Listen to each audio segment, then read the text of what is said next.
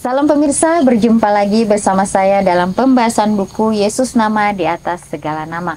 Buku ini ditulis oleh Nyonya Ellen G. White. Buku ini menyuguhkan kepada kita, Yesus adalah Alfa dan Omega, pencipta langit dan bumi, pemberi setiap pemberian yang baik dan sempurna, dan pemikul beban besar kita. Kepada orang-orang yang bimbang di antara kita, dia menulis tentang seseorang yang merupakan pusat daya tarik yang agung. Kepada mereka yang hancur oleh dosa, ia menawarkan juru selamat yang sempurna, perantara yang agung, perantara yang maha kuasa, dan kapten keselamatan kita.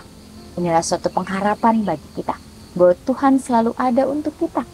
Apapun yang terjadi di dalam kehidupan kita, baiklah kita mau menyerahkan di bawah kaki salib Tuhan, sehingga dia akan meringankan setiap langkah-langkah kehidupan kita. Karena dia tahu apa yang menjadi sanggupan kita dan kemampuan kita. Dia akan selalu ada untuk kita. Ya walaupun seringkali kita berpaling darinya, tetapi dia selalu memberikan yang terbaik untuk kita.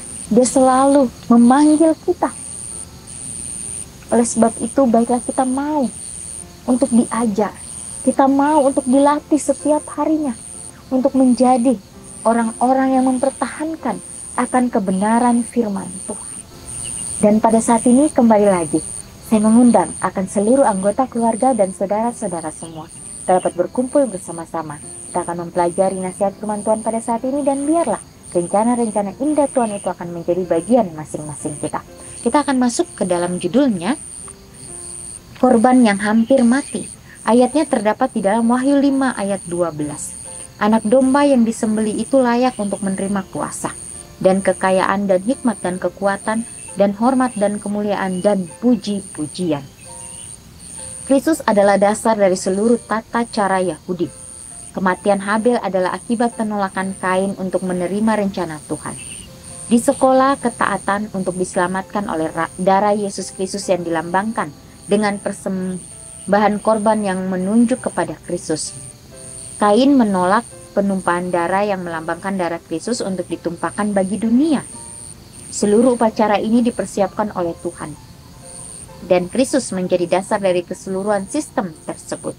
Ini adalah awal dari pekerjaannya sebagai kepala sekolah untuk membawa agen-agen manusia yang berkuasa kepada perhatian akan Kristus sebagai fondasi dari seluruh tata cara Yahudi. Semua yang melakukan pelayanan yang berkaitan dengan tempat kudus dididik secara terus-menerus dalam hal perantaraan Kristus demi kepentingan umat manusia. Pelayanan ini dirancang untuk menciptakan dalam setiap hati cinta akan hukum Tuhan, yaitu hukum kerajaannya. Persembahan korban harus menjadi contoh pelajaran tentang kasih Tuhan yang dinyatakan dalam Kristus. Korban yang menderita dan hampir mati, yang mengambil ke atas dirinya sendiri dosa kesalahan umat manusia. Ya, jadi Kristus adalah dasar dari seluruh tata cara Yahudi. Ya, kita kembali lagi diingatkan oleh kematian Habel, ya adalah akibat penolakan Kain untuk menerima akan rencana Tuhan.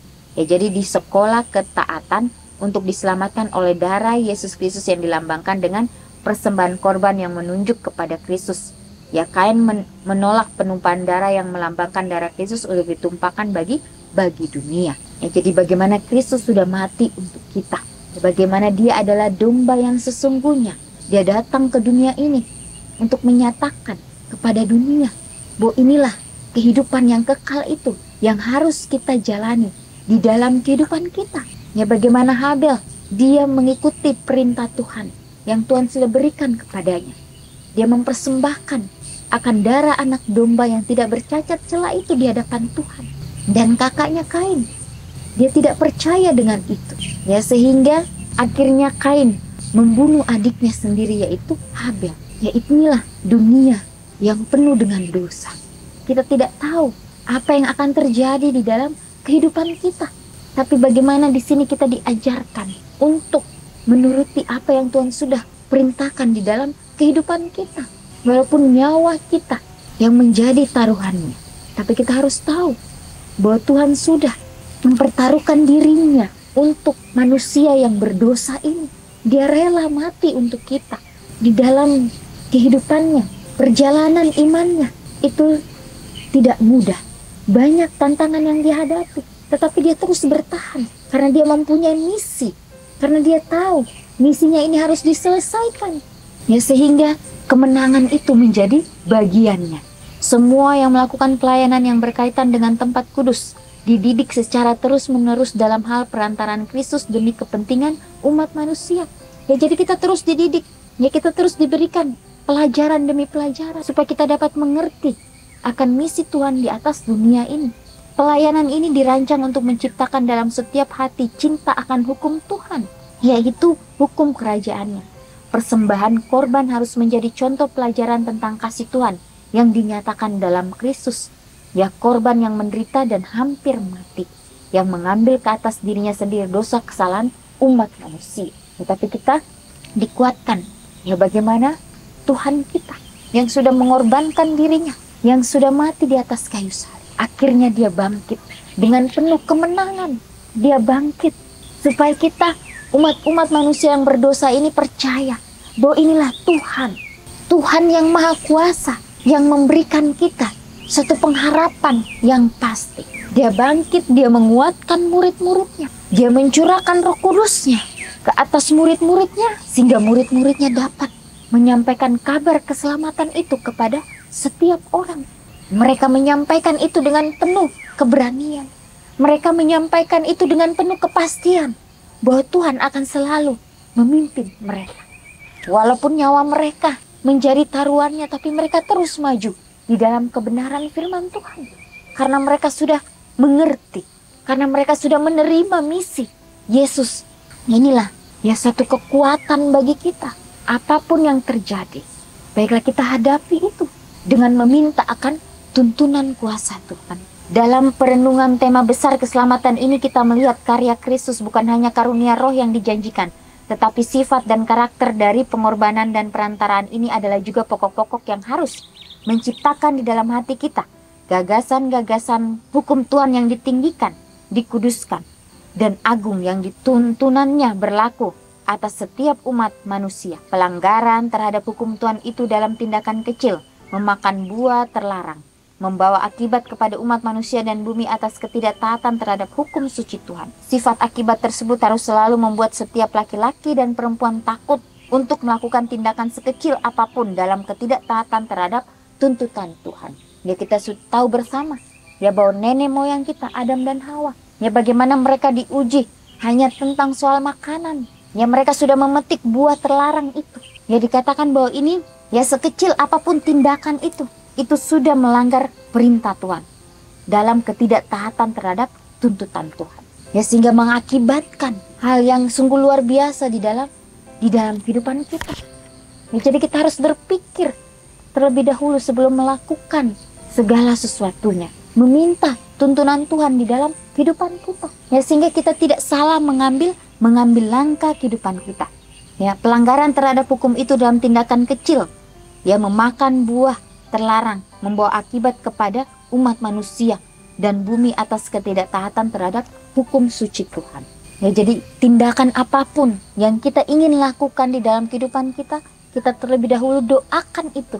Minta kepada Tuhan, apakah ini sudah benar? Apakah yang saya lakukan memang benar-benar datangnya dari Tuhan? Ya, bagaimana kita harus mempunyai hubungan yang baik sehingga kita peka mendengarkan bisikan suara Roh Kudus itu di dalam kehidupan kita masing-masing.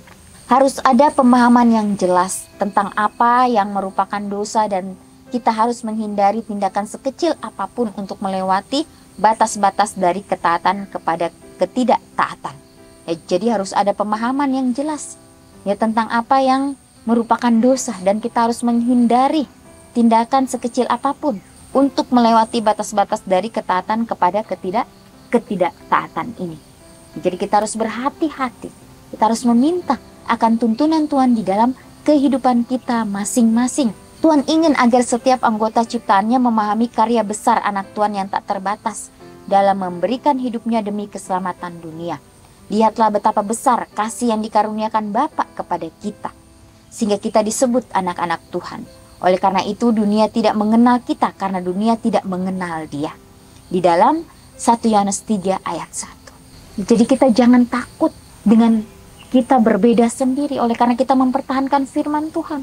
Ya, karena apa yang kita lakukan inilah yang Tuhan inginkan di dalam kehidupan kita. Jangan kita mendengarkan apa kata orang. Kita mendengarkan apa yang firman Tuhan sudah berikan kepada kita. Itulah yang kita jalankan, itulah yang kita hidupkan di dalam kehidupan kita. Ya mungkin saat ini kita merasa bahwa kita sendiri. Mungkin saat ini kita merasa ya bahwa kehidupan kita berbeda. Ya kita harus seperti itu. Karena itulah yang dijalankan Yesus pada saat dia berada di dunia. Dia ditolak oleh keluarganya sendiri.